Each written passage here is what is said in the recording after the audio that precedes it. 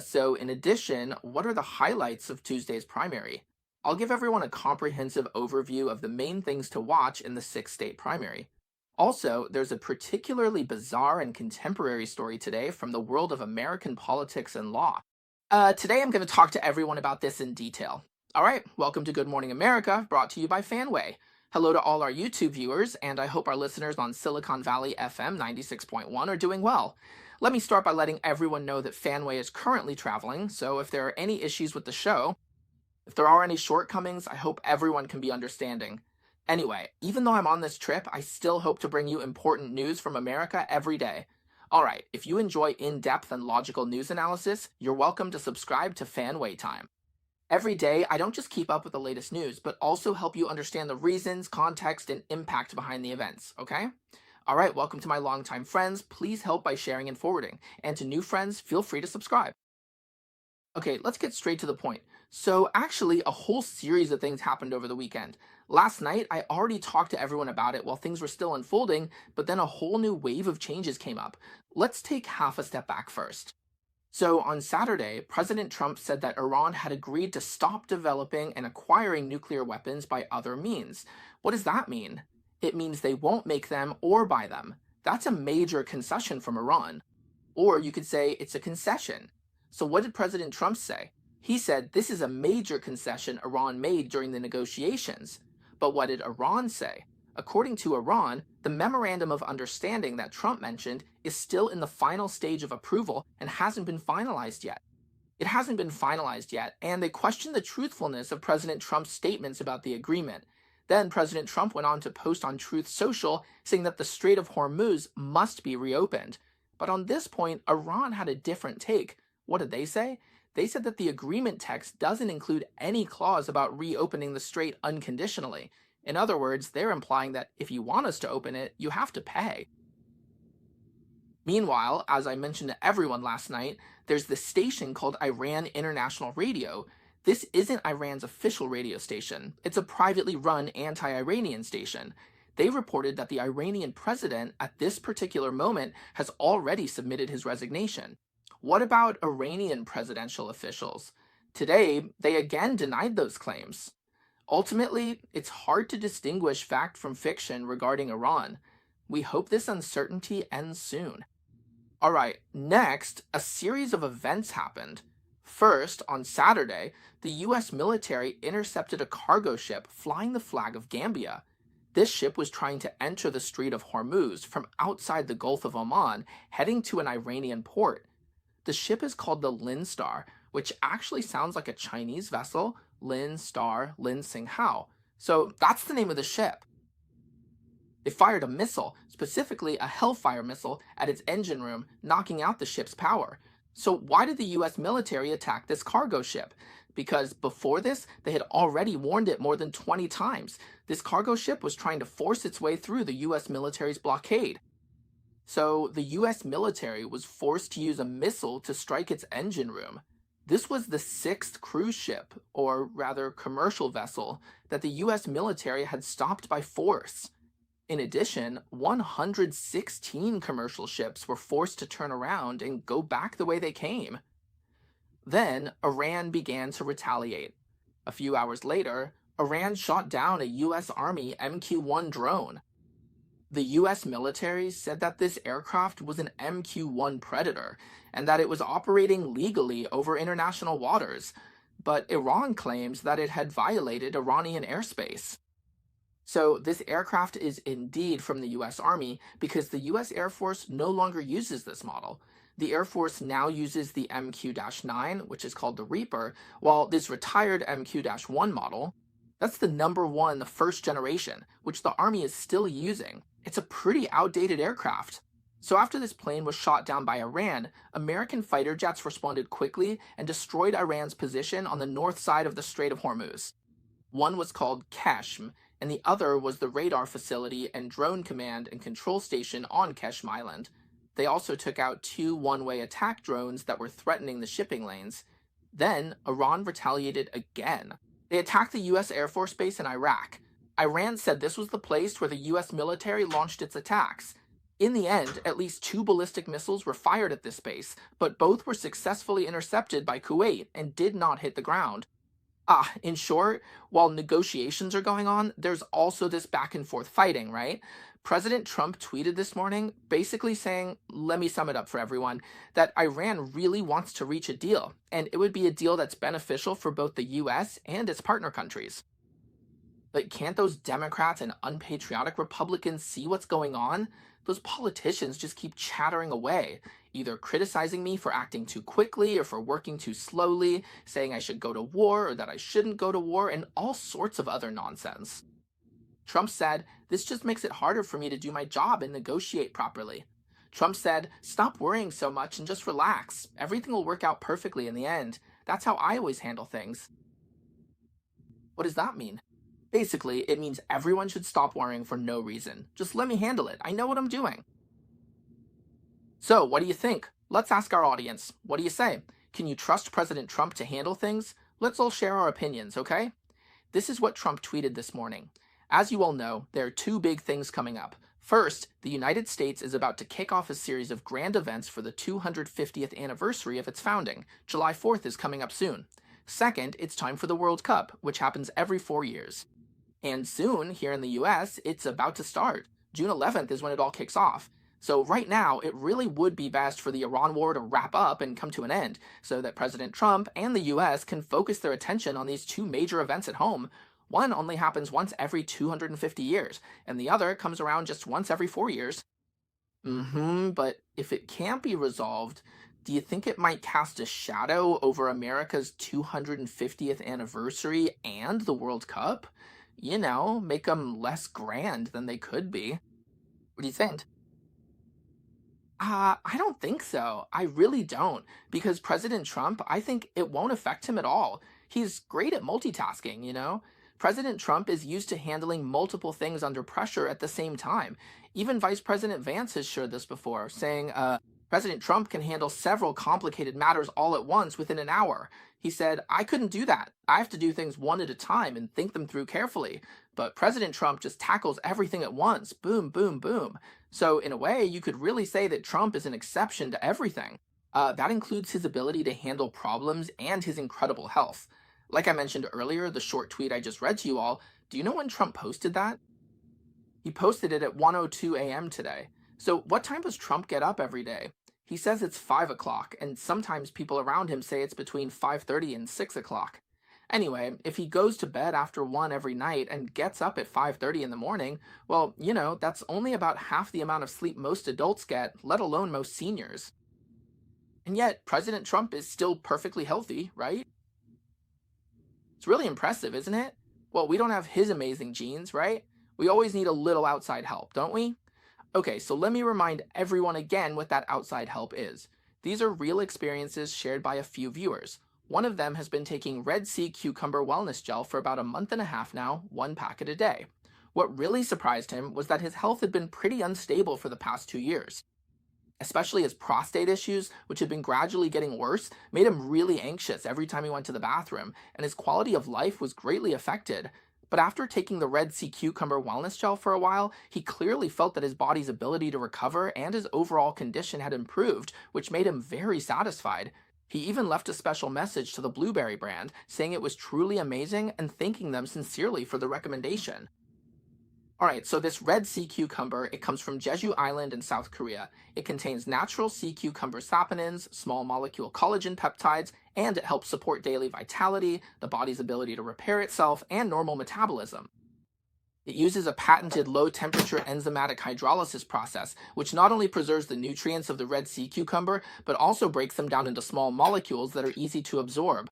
It does a better job of preserving its active nutrients. So if you often feel tired, recover slowly, have trouble sleeping, or just want to support your body's daily wellness, you might want to give this product from the deep sea off Jeju Island, South Korea, a try. Many viewers have already tried these ocean nutrients and are feeling great. If you enter the exclusive promo code, you can enjoy a 15% discount. And if you sign up for a monthly subscription, the price drops to 20% off starting from the second month. The longer you subscribe, the bigger the discount. You can also enjoy priority shipping. All right, now let's take a look at this Tuesday's primary election. This Tuesday is called, The primary election is kicking off a big month with a total of 6 weeks. On the same day, the primaries are being held in California and Iowa. There's also Idaho or Montana, then New Mexico, New Jersey, and South Dakota. These six state primaries mark the start of June, and there are a total of 19 states holding primaries in June. Plus, Washington, D.C., that makes 20 places in total holding primaries.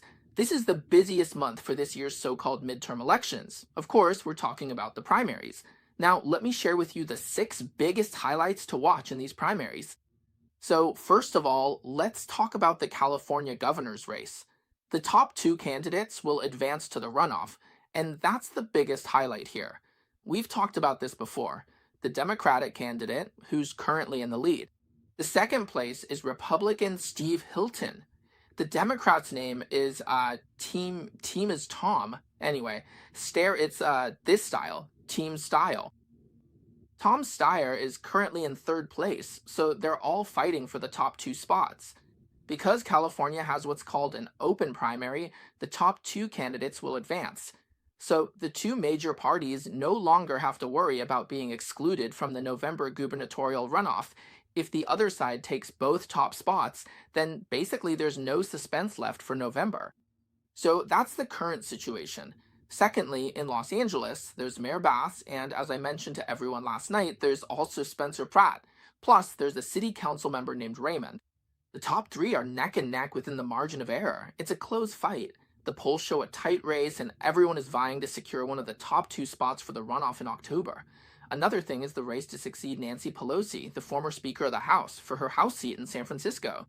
So this is basically a battle representing the clash between different factions within the Democratic Party. In short, it's pretty intense. I won't go into detail about it today. I'll find another opportunity to talk about it later. Another thing is also in California regarding Proposition 50, after the 50th proposition. So in California's swing districts, out of the 9 congressional seats that the Republicans originally held, they might lose 5 of them. Because in California, regardless of party affiliation, the top two candidates move on to the general election, right? So after tomorrow's primary on Tuesday, if the top two are both Democrats, then the outcome for that congressional seat is basically decided after the primary. So in a sense, tomorrow's primary will also determine the final result. Another thing is that in some counties in California, the Republicans have a chance to flip control of the county government, which is called the governing authority. That's another thing to watch. And then, in many places, the position of prosecutor is also up for election right now. As you all know, the battle over prosecutors is something that George Soros, a major Democratic donor, has always paid close attention to. It's a very specific, narrow battleground because even though local prosecutors are elected, the Republican Party has never really focused on these races. Soros saw this as an opportunity and invested a lot of money, and at the same time, he has been quietly cultivating candidates for a long time. So, as a result, it was like making a name for himself in one fell swoop. He quickly secured the prosecutor positions in major cities like San Francisco and Los Angeles. These positions are extremely important for local politics and for managing public safety and crime. So, after this happened, which was a few years ago, the Republican Party has kind of woken up and is now fighting for every inch of ground. So the position of district attorney has also become a major focus in elections. Actually, almost all of the 6 points we mentioned earlier are about California. So when it comes to the 6 state elections, California is way ahead. It's getting the most attention by far. Alright, next, let me tell you a really bizarre story. One of the most bizarre events in contemporary America? Actually, I hesitated a bit about bringing this up because it's quite complicated and uncertain, but after thinking it over, I feel like I should talk about it. It's truly a unique phenomenon in the current era of American politics. Do y'all remember? In 2024, Trump was found liable by a civil jury in New York. There was a New York writer, her name is Jean Carroll, who accused him of an incident in a department store fitting room. The jury found Carroll's sexual assault allegation to be valid and awarded her $88 million in damages. Then, 2 or 3 months later, New York Attorney General Letitia James won a case against Trump, accusing him of inflating property values to secure favorable loans. Trump was ordered to pay another $450 million. So at that time, the total amount Trump had to pay was over $500 million, and interest was piling up every day. $200,000 in interest added daily. So back then, was Trump really unable to even come up with the bail? He couldn't even scrape together enough cash. Because even though Trump is very wealthy, It's not like he just has piles of cash sitting in the bank ready to pay out to others, right? So for a while, he just couldn't raise the cash. You all remember, right? But then things took a dramatic turn. His so called tech companies suddenly went public successfully. Suddenly, billions of dollars came in. And then, the case brought by New York Attorney General Letitia James was blocked by the appeals court. After that, you could say that as of today, the whole thing has just fizzled out. The $450 million in compound interest damages kept growing until it reached over $500 million, but now it seems like there's almost nothing to pay. However, that $88 million issue has come up again, and in a really bizarre way. It's hard not to suspect that someone is pulling strings behind the scenes. Alright, after thinking it over several times, let me quickly tell you all this new story. The plaintiff's name is, well, let me tell you. Carol, sorry, since I'm traveling and filming outside today, I can't show you any photos. She used to be a columnist for Elle, a women's magazine. Elle is French, meaning she or woman, so she was a columnist for a women's magazine. In June 2019, which was the third year of Trump's first term, so Carol, through a memoir published in New York Magazine, publicly accused Trump for the first time of assaulting her in the mid 1990s at a place in New York called Bergdorf Goodman. He sexually assaulted her in a fitting room at this department store. After seeing this, Trump immediately denied it and repeatedly lashed out at her, saying she was making it all up. Because of this, she lost her job as a columnist for a women's magazine, and she said her reputation was damaged. One day, she said she ran into George Covey. Ah, Conway, George Conway. Everyone knows that during Trump's first term, there was a very famous White House aide named Conway, and that's her ex-husband. George Conway himself, even though he's a Republican, is part of the Republican establishment. He absolutely despises Trump. So when the two of them were talking, he brought up his sexual assault case. He said that George Conway encouraged him to file a lawsuit, so he went to court to sue Trump. And what did he sue Trump for? He sued Trump for defamation. Now, you might ask, why didn't he sue Trump for sexual assault, right? Wasn't the sexual assault case the main issue here? Well, the thing is, the alleged sexual assault happened back in the 1990s, and the statute of limitations, meaning the time limit for bringing a lawsuit, had already passed. It was more than 20 years ago, so he couldn't sue for that. The only thing he could sue for was defamation. So because of that, he publicly insulted me, you're the president, and because of your insults, I lost my job and my reputation was damaged, and so on. So in 2022, he filed this kind of civil lawsuit suing Trump for defamation. And the result was, so after the lawsuit was filed, the New York City Council quickly amended the law and passed a new law called the Adult Survivor Act. So what does this do? It allows people who have been sexually assaulted to, from November of that year to November of the following year, have a whole year to bring up old cases, no matter how old they are. This whole thing is just unbelievably bizarre. Anyway, some people say that this so-called Adult Survivor Act was basically a bill specially designed by the New York state government, the state legislature, and the governor, just for Carol. So Carol didn't waste any time. As soon as this law went into effect, just 9 minutes after it became effective, she filed her lawsuit. Clearly, she was ready for this, right? This was the second time she sued, accusing Trump of sexual assault. The first lawsuit was for defamation against Trump, and the second was for sexual assault. Now, there's a key issue here. She accused Trump of sexually assaulting her in a department store dressing room. As everyone knows, that's not some secluded, walled-off place. It's basically out in public, almost in plain view. He was in the dressing room, and as everyone knows, in American department stores, the dressing rooms are lined up side by side, right? Plus, there are attendants right outside. If you just shouted, someone would come intervene and help you. So when Trump's lawyer asked her, "Why didn't you call out?" She said, "I'm not the kind of person who screams." She said she was panicked at the time, she was struggling, and she said, "You can't blame me just because I didn't scream." She said some women scream, but some don't. And right there, she started crying and raised her voice, saying, "Whether I screamed or not, he still raped me." So, in short, it's hard for me to describe exactly what happened since I wasn't there, but to sum up, after Trump's lawyer questioned her, that's the kind of emotion she showed on the spot. Her emotions seemed very genuine. The detailed and specific testimony actually convinced the 8 jurors sitting there. And all 8 of these people are New Yorkers. Now, in New York, it's generally, according to polls, not just rumors, over 90% are anti-Trump, so that's another factor in her favor. Also, two women, her female friends, testified for her, saying that at the time she really did run out and tell them about how Trump sexually assaulted her. But the problem is, these two women testified not before Trump became president. When they heard her say this, well, it was in 2019, after she spoke to the media, that she and her friends said this. So, what does that mean? Among these two women, one is also very anti Trump.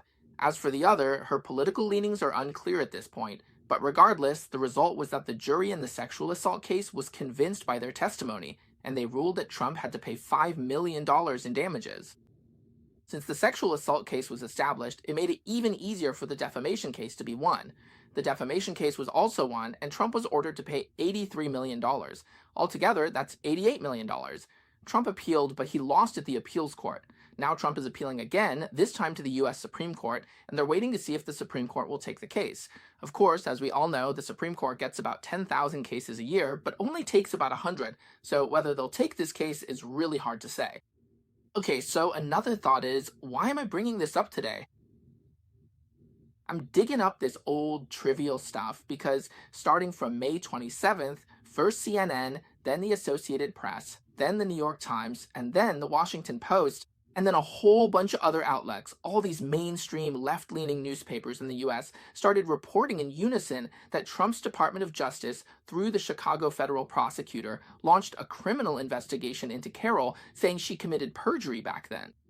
Why? Because he said that no one else was funding this lawsuit, that he was paying for it himself. But it turned out, after investigation, that the real backer was a major anti-Trump donor, the founder of LinkedIn. LinkedIn.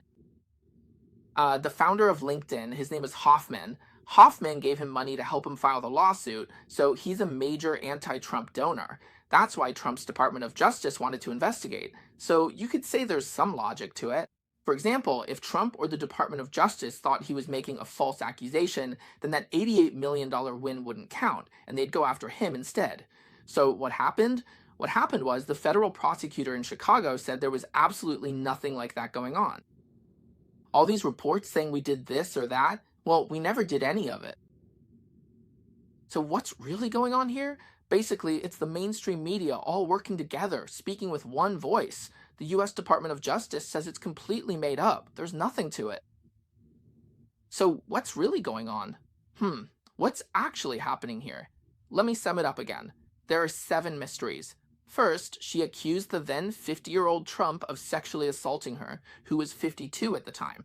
So at the time, Trump also said it was ridiculous, saying he had absolutely nothing to do with her, not even a little bit. She's not even my type. So first, the claim is that the 50-year-old Trump was interested in doing this to a 52-year-old woman. Second, it supposedly happened in a department store, basically in broad daylight. Third, after it happened, after she was allegedly assaulted, she stayed silent for 25 years and didn't speak up until 2019. Fourth, it was only after Trump became president that she spoke out. Fifth, New York State actually passed a special law just for her, allowing her to pursue a case about something that happened more than 20 years ago. Sixth, the people giving her advice, telling her to sue, funding her, and testifying for her are almost all anti-Trump individuals. So seventh, now they say the Department of Justice is investigating him, but so far it looks like there's nothing to it, just rumors. So what's really going on? We'll just have to wait and see. Alright, I don't know what you all think, because each of us has our own judgment, right? What do you think about this person, Jim Carroll? Carroll, all these things he's been saying, how credible do you think they are? I'd like everyone to share their own opinions. As for whether the Department of Justice is investigating him, or if he might have committed perjury, I don't know. If not, then why are all these mainstream media outlets speaking in unison about this? What's their motive? If there is an investigation, then of course this means the old case is being reopened. Anyway, this is just one of those really, really bizarre things in American politics. Next, let me add something to a piece of news from a while back that I didn't get to fully discuss with everyone because Trump's War Room has already decided to release everything in full. All documents about UFOs or aliens that don't compromise national security will be released. The last time, on the 22nd of last month, the second batch of files on unidentified phenomena was made public. Since those 64 documents dropped 10 days ago, more analysis have emerged. You can't just put it all out there and expect immediate understanding. So media and experts are now diving in. Now, let me give everyone a summary of the current situation, because what I'm trying to answer is whether or not there really are aliens. I think everyone is pretty curious about that. The most shocking thing in this second batch of documents is something that a senior US intelligence officer who is still on active duty saw at the end of last year. So, at the end of 2025, he took a military helicopter to investigate a previous sighting at a certain location, and as a result, he and everyone else on the helicopter were completely stunned. He said they experienced a series of close encounters with unidentified phenomena that lasted for over an hour. He said, "We saw countless orange orbs, countless orange balls of light in the distance. They were swarming in all directions, with the mountains as the backdrop." He said that what they saw at the time left them virtually speechless, almost unable to say a word. And in addition, this is a military recording, a military video. In 2021, a US military drone captured footage of an unidentified aerial object over Syria. Suddenly, it entered what they called warp speed. What is warp speed? It's just like in Star Wars when the spaceship jumps to hyperspace. Suddenly, it just zooms off. It just shot past. Witnessing this phenomenon firsthand was like seeing a scene straight out of a sci fi movie. And then, between 1948 and 1950, near Sandia in New Mexico, there was a series of documented sightings, over 200 cases. There were 209 cases, including reports of green glowing orbs, disks, fireballs, and incidents where moving objects disappeared or exploded, and so on. So, what happened? Just a couple of days ago, Fox interviewed a former senior official from the U.S. Department of War named Luis Elizondo. He was a senior intelligence officer at the Department of Defense, working in the office of the Undersecretary of Defense for Intelligence. He explained this issue, and I have to say, it's really interesting. He said that for a long time, the US government has regarded this unidentified phenomenon, or the alien phenomenon, as a serious national security issue. So he said, from the intelligence that has been released, you can clearly see that the US government takes this very seriously, absolutely seriously. But the key point is that, on one hand, the government takes this topic very seriously, but on the other hand, it does everything possible to cover it up and withhold the public's right to know. But do you know why? That's a good question, right? He put it this way: it could be because of national security. During the Cold War, the long term secrecy was partly due to the tense geopolitical standoff between the US and the Soviet Union. The US government kept these details hidden to avoid revealing to our adversaries what kind of technology we might have gained from it. It could also be to conceal, to hide national security vulnerabilities, like if the aliens discovered some of our security weaknesses. So, because of that, we couldn't talk about these things. However, this intelligence officer said the times have changed a lot, and many of the reasons from the past, in his opinion, are no longer valid. Yeah, but he said, to be honest, alien technology is far beyond anything we have now or have ever had in the past. He said, "I believe the American public can handle the truth now, and I believe the American public deserves to know the truth." Yeah, and I know what I saw when I was at the Pentagon. He said the Pentagon has worked so hard for decades to keep this information secret, but this administration is the first one that has truly committed to being more transparent and open with the American public on this topic. So, going back to what we said at the beginning, whether or not there really is SARS, everyone has their own opinion. But speaking for myself, this is just my personal view, I, Feng Wei, have noticed something. It's not just the Ministry of Defense. There are tons of investigations from the public as well.